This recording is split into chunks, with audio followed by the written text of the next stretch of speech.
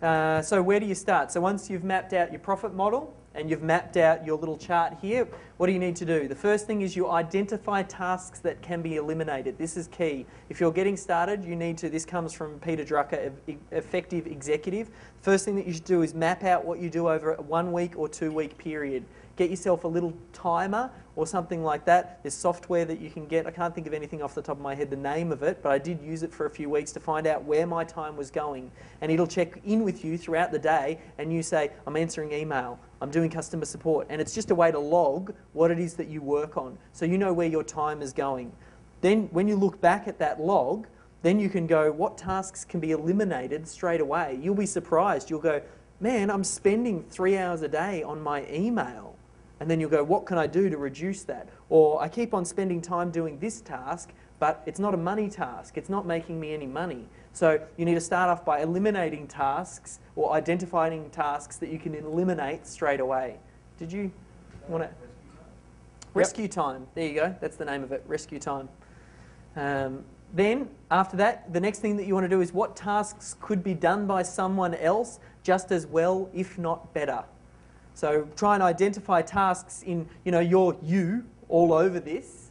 So you need to then look at what tasks could be done by someone else just as well, if not better. And then I think, did you write this? I can't remember where I got this from, but you need to identify the most time-consuming tasks are the best place to start. So things that are taking up your most time are the things that you want to start to outsource first. I'll put a bit of a caveat around that though when it comes to most time-consuming tasks.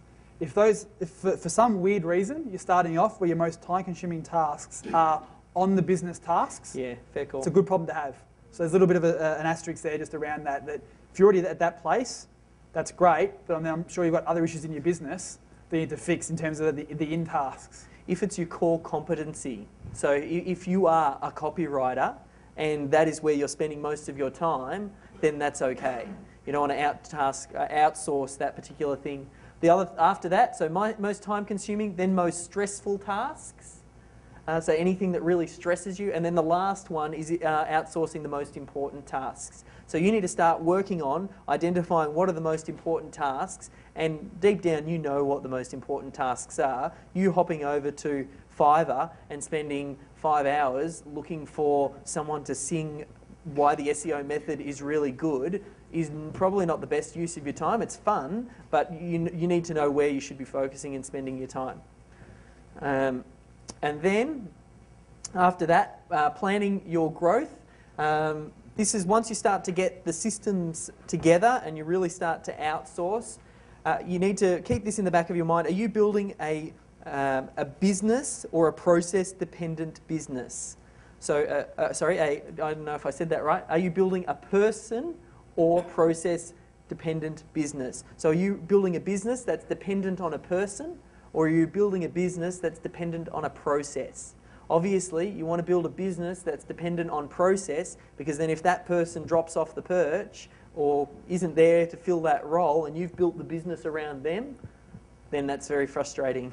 You have to start again. The other thing as well, all systems seem to have a step-by-step process as well. So Pete talked about his process, and he needs to first record that first podcast or that first video before any of the other steps happen. And often, certain steps need to happen before the next step needs to happen. You need to be careful that you're not, once you get to a certain size, that you're not the bottleneck between each one of those steps. So once you've got a few assistants, if at every step through the system you need to do quality checking, or it comes back to you before it can move on to the next step, or you pass it on to the next assistant, the problem is you'll just get caught up then, and the business, you become the constraint in your business, if you know any theory of constraints stuff. Yeah, it's not scalable because you're the bottleneck. You can't hire 10 assistants and have them working underneath you if you need to check every step along the way. So just keep that in mind. The bottleneck in my business, that was something that I had identified, and that's when Megan came on board. I was the bottleneck, and the job ad that I wrote was, I am the bottleneck with my virtual assistants. what would happen is I'd get one virtual assistant started on something, I'd move to the next, move to the next, move to the next, get all the way to the end, having given everybody a task to keep them busy, and then the guy back at the start had finished his work and I needed to go back and give him new work to do. So I just found myself jumping from assistant to assistant all the way through, and I never got time to focus on that money task. And this is when you start to know, when you start to get this at this point, that's when you start to think about, maybe I need to hire a project manager, which is something that I'll go into.